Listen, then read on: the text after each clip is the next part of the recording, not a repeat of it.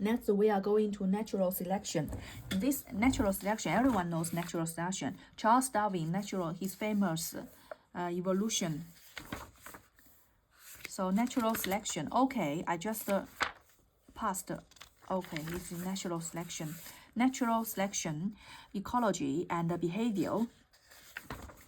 If the child is not good looking, then he will be killed. I don't know. The evidence of evolution by natural selection. What is the evidence? That's your explanation. Stabilizing evolution, directional ecology and behavior. Ecology and behavior. Ecology or science or scientific natural history is the study of relationships between animals and the plants in the natural environment. Ecology or scientific natural history is the study of the relationships. Is the study of relationship between animals and plants. It's animals and plants in the natural environment. What about microorganisms, germs, bacteria? The niche is the role the animal plays in the community in terms of its relationship both to other organisms and to the physical environment. Thus, a herbivore eats plant, animal material, and usually is preyed upon by carnivores. Yeah, it's a food of chain. Gleaning consists of taking prey from leaf surfaces, while the bird walks on a solid substrate. Hovering involves taking prey from leaf surfaces while in flight. Hovering, okay. Where are you hiding? I hovering along the trees. You can't hide. Hawking consists of taking insects on the wing.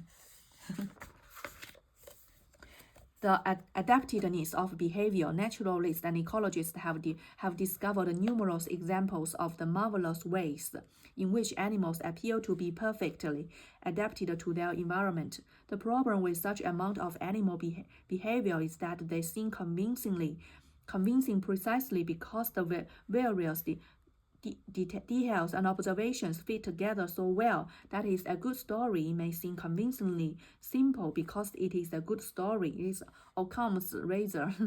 This is not to say that there is anything wrong with a good story. Indeed, in any correct account of behavioral adaptation, the variety of details and observations should fit together to make a coherent whole. One way to obtain evidence from the adapted behavior. You want to obtain evidence. I cannot believe it, right?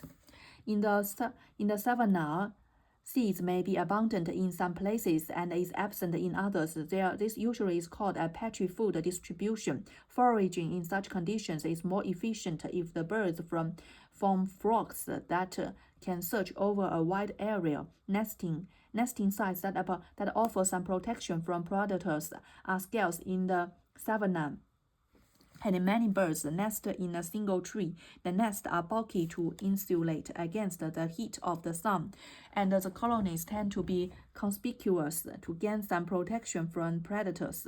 The nests usually are built high up in a spiny acacia or similar tree. The female can feed the young by herself because food is relatively abundant.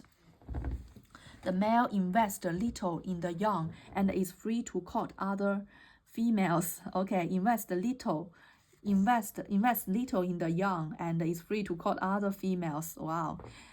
So I think the birds must have mother. They don't like their fathers. Males compete for nest sites within the colony, and the successful males may each attract several females, while other males fail to breed. In the colonial village weaver, for example, the males steal nest material from each other. Okay, why not fight, not steal, fight, and rob? They therefore have to remain near to the nest to protect it. To attract females, the male performs an elaborate display while hanging from the nest. To attract females, performs an elaborate display while hanging from the nest. Okay. Female is so easily attracted by this, not by food. If the male is successful in his courting, then the female enters the nest. Such nest displays are typical of colonial weaver birds and contrast with the courtship of the forest living species. In this, the male chases the female, calls her away from the nest, and then leads her to it. In the colonial polygamous situation, sexual selection is strong, and it is not surprising that there is considerable sexual dimorphism. Some weaver birds have lived in grassland where nests are vulnerable predators. These species tend to space out their nest in scattered colonies, like the so they have different strategies to live.